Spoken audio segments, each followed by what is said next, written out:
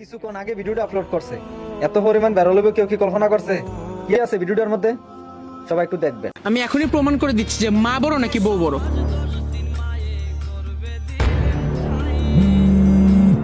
Zarif phone দিছে, দাঁড়ো কথা বল। হ্যালো, হ্যাঁ জারিফ বল। হ্যালো ভাবি, ভাবি সর্বনাশ হয়ে গেছে। আলিফ ভাই তো অ্যাক্সিডেন্ট করছে, হাত পা একদম মানে ছিঁড়ে বিড়ে একাকার, মাথার মধ্যে 16টা সেলাই লাগছে, একদম মগজ খুলে বেরো যাওয়ার মতো অবস্থা। তো তুমি যেমনি করে পারো তাহলে সাহেবকে একটু বল না, 3 লাখ টাকা নিয়ে হসপিটাল আসতে, আমি হসপিটালের ঠিকানা পাঠিয়ে দিচ্ছি। আমি এক্ষুনি আসছি, তুই একটু দাঁড়া। বাবা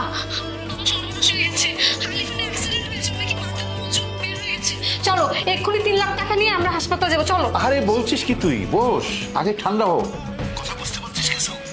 যার হাত পা ভেঙে গেছে, মগজ বের হয়ে গেছে, তার জন্য এত টেনশন কেন, এত দরদ কেন? সে কি বাঁচবে? বেঁচে থাকলে তো কোনো কাজে আসবে না, পুঙ্গ হয়ে যাবে, অ্যাবনর্মাল হয়ে যাবে, কথা বলতে পারবে না। কি বলছো বাবা? আমার স্বামী হাসপাতালে আর আমি টাকা নিয়ে যাব না? ধর 3 লক্ষ টাকাই দিয়ে তাকে চিকিৎসা করে সুস্থ করে আনলাম, তারপর দেখা গেল তার একটা হাত নেই, একটা পা নেই, তখন সেটা প্রতিবন্ধী। এই প্রতিবন্ধী লোক দিয়ে তো তোর বাচ্চা কাচ্চা হবে না, কিছুই হবে না। তাহলে তোর লাভটা হবে কি বল? বাচ্চা কাচ্চার মাই যদি হতে পারলি না, তাহলে প্রতিবন্ধী স্বামী দিয়ে কি করবি? তাকে বাথরুমে নিয়ে যাবি, বাথরুম থেকে আনবি, গোসল করাবি, হাতে খাওয়াই দিবি, এইসবই করবি তুই সারা জীবন। 3 বেলা রান্না বাইরে খাওয়াইয়া ওই প্রতিবন্ধী সেবা করবি।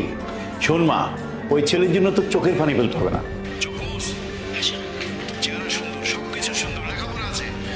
তোকে আমি আমার বন্ধু ছেলের সাথে বিয়ে দেবো, যে কোনো ছেলে তোকে দেখলে অনায়াসে পছন্দ করে ফেলবে। এই নিয়ে তুই একদম চিন্তা করিস না। ও একটু নেশা পানি করে, তাতে কি হয়েছে? অনেক টাকা পয়সা তো আছে তাদের। সত্যি বলছো বাবা?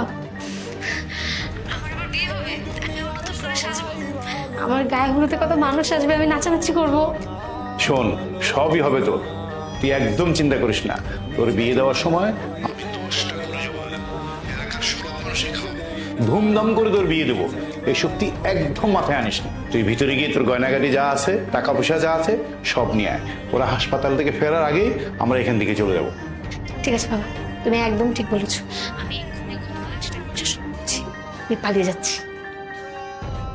শুনলা তো নিজের কানে ভাই, মাকে ছেড়ে যেই সারাদিন বউ বউ বউ বউ করো, বউকে নিয়ে শপিং করাইতে যাও, এখানে যাও সেখানে যাও, এত টাকা ঢালো, আর সেখানে আমার মা বিছনার মধ্যে অসুস্থ হয়ে পড়ে আছে, মায়ের একটা ওষুধ কেনার টাকা নাই, সেই টাকা তুমি ম্যানেজ করে দাও না, সেই টাকা তুমি দাও বউয়ের বিছনা। আজকে দেখছো তোমার বউ বলতেছে যে সে নাকি তুমি প্রতিবন্ধী হওয়ার পরে সে আরেক বেটার সাথে বিয়ে বসবে।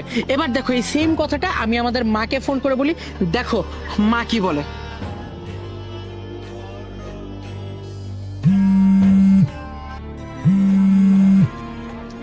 জারিফ, হ্যালো।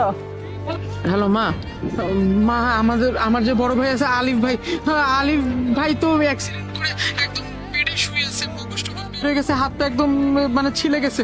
ওইখানে ডাক্তার বলছে কি 2-3 লাখ টাকা লাগবে অপারেশনের জন্য। মা যেমনি করে পারো এই টাকাটা একটু ব্যবস্থা করে তুমি দাও না। কি হয়েছে আমার আলিফের? কি কেমন অ্যাক্সিডেন্ট হইলো বাবা? এতগুলো টাকা, 2-3 লাখ টাকা আমি কই পাবো? আর আর তোরা কই আছিস তোরা? মা, অফিসের পাশের যে হসপিটালটা আছে ওইখানে আমরা আছি মা, তুমি আসতে লাগো মা, আমি বেরোইতেছি টাকা নেওয়ার জন্য। মা আসো মা, তুমি আসো। 3 লাখ টাকা, এত টাকা আমি কই পাবো? যাই হোক, তুই কোনো চিন্তা করিস না বাজান, আমার একটা স্বর্ণের চেন আছে, ওইটা বেচে আমি টাকা ব্যবস্থা করে লইতেছি। বাবা তুই আমার আলিফের কাছে থাক বাবা, আমার আলিফের কাছ থেকে তুই সরিস না, সরিস না। দেখলা ভাইয়া, এই হইলো মা আর ওই হইলো বউ।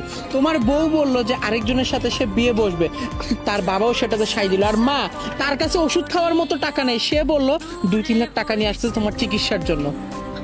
এখনো বোঝার কিছু বাকি আছে, চলো মায়ের দিকে যাই। ওরে আল্লাহ, আমার পোলারে তুমি আল্লাহ বাঁচায় দিও। আল্লাহ আমার পোলারে বাজান, তোর কিছু হবে না বাজান, তোর কিছু, আমার পোলা ঠিক আছে। আমার কিচ্ছু হয় নাই, আমি একদম ঠিক আছি, আমি একদম ঠিক আছি।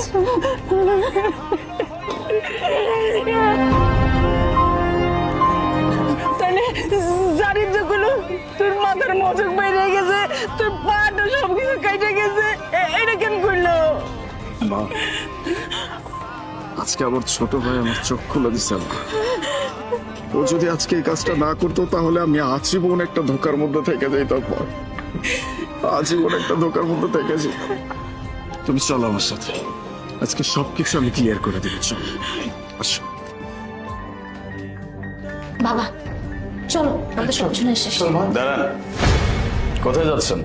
আরে বাবা, তুমি চলে আসছো? আরে জানো না, তোমার কথা শুনে তো আমার হার্টের হওয়ার মতো অবস্থা।